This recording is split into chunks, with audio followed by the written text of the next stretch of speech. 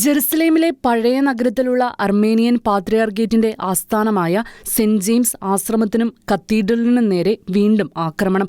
ആശ്രമത്തിന്റെ പ്രവേശന കവാടത്തിലേക്ക് തുപ്പുകയും കല്ലെറിയുകയും ചെയ്ത സംഭവത്തിൽ 5 പ്രായപൂർത്തിയാകാത്തവരടക്കം 6 പേരെ ഇസ്രായേൽ പോലീസ് അറസ്റ്റ് ചെയ്തു. ജനലിലൂടെ ദൃശ്യം പകർത്താൻ ശ്രമിച്ച ആശ്രമത്തിലെ ഒരു അന്തേവാസിക്ക് നേരെയും അക്രമികൾ കല്ലെറിഞ്ഞു.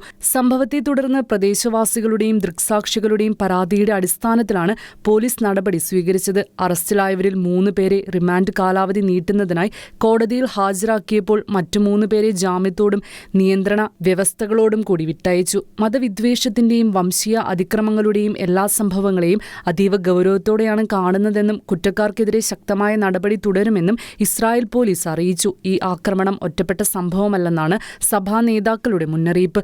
വിശുദ്ധ നാട്ടിലെ ക്രൈസ്തവ സാന്നിധ്യത്തിനെതിരായ അതിക്രമങ്ങൾ കഴിഞ്ഞ മാസങ്ങളിലായി ഗണ്യമായി വർദ്ധിച്ചതായാണ് റിപ്പോർട്ടുകൾ വ്യക്തമാക്കുന്നത്. റിലീജിയസ് ഫ്രീഡം ഡാറ്റാ സെന്ററിന്റെ റിപ്പോർട്ട് പ്രകാരം 2026 ഏപ്രിൽ മുതൽ ജൂൺ വരെ ക്രൈസ്തവർക്കെതിരെ 83 ആക്രമണങ്ങളാണ് രേഖപ്പെടുത്തിയത്.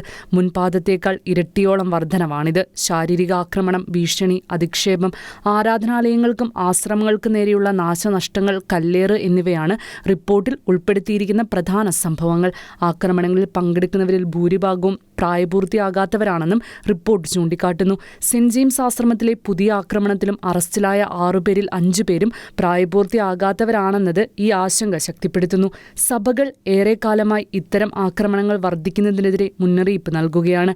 ഒറ്റപ്പെട്ട സംഭവങ്ങളല്ല, മറിച്ച് ജെറുസലേമിലെ ക്രൈസ്തവ സമൂഹത്തിന്റെ സമാധാനപരമായ സാന്നിധ്യത്തെ തന്നെ ഭീഷണിപ്പെടുത്തുന്ന സംഘടിത പ്രവണതയായാണ് ഇപ്പോഴത്തെ സാഹചര്യം വിലയിരുത്തപ്പെടുന്നത്. വൈദികരും സന്യാസിനികളും പൊതുസ്ഥലങ്ങളിൽ വൈദിക വസ്ത്രം ധരിക്കുകയോ ക്രൈസ്തവ ചിഹ്നങ്ങൾ പ്രദർശിപ്പിക്കുകയോ ചെയ്യുമ്പോൾ തുപ്പലും അധിക്ഷേപവും പീഡനവും ഇപ്പോൾ പതിവായ അനുഭവമായി മാറിയെന്നാണ് അവരുടെ സാക്ഷ്യം. കുറച്ചു മാസങ്ങൾക്ക് മുമ്പ് സിയോൺ മലയിൽ ഒരു ഫ്രഞ്ച് സന്യാസിനിയെ ക്രൂരമായി മർദ്ദിച്ച സംഭവവും വ്യാപക പ്രതിഷേധത്തിന് വഴിവെച്ചിരുന്നു. അതിനുശേഷവും ആക്രമണങ്ങൾ തുടരുന്നത് വിശുദ്ധ സ്ഥലങ്ങളുടെ സുരക്ഷയും മതസ്വാതന്ത്ര്യവും ഉറപ്പാക്കാൻ കൂടുതൽ ഫലപ്രദമായ നടപടികൾ വേണമെന്ന സഭയുടെ ആവശ്യം വീണ്ടും ശക്തമാക്കുകയാണ്. ഇന്റർനാഷണൽ ഡെസ്ക്, ഷിക്കേന ന്യൂസ്.